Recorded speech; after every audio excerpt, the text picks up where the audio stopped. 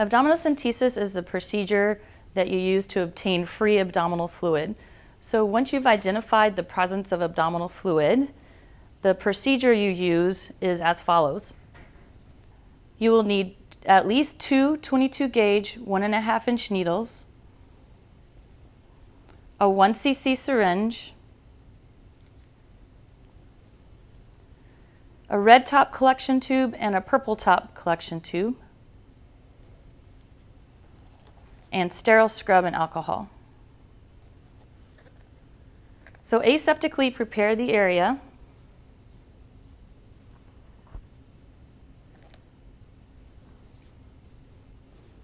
And define your landmarks. So you'll have the dog or the cat in lateral recumbency, and you're going to identify the umbilicus.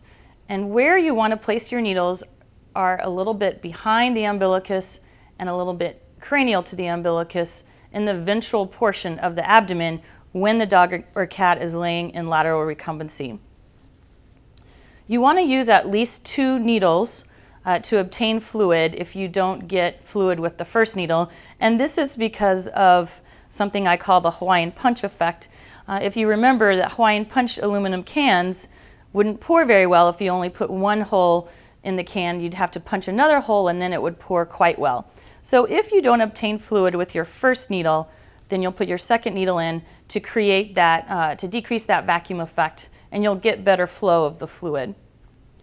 So you're going to identify your umbilicus, and you're going to go a little bit cranial to that, and you're going to put your needle in at a 90-degree angle to the dog all the way to the hub. You're going to look and see if you're getting fluid coming from the hub. You can twist it a little bit, and if there's no fluid, then you're going to take the second needle and again do that Hawaiian punch effect. Go a little bit caudal to the umbilicus, again all the way into the abdomen up to the hub. And a lot of times this will release that vacuum and allow the fluid to flow.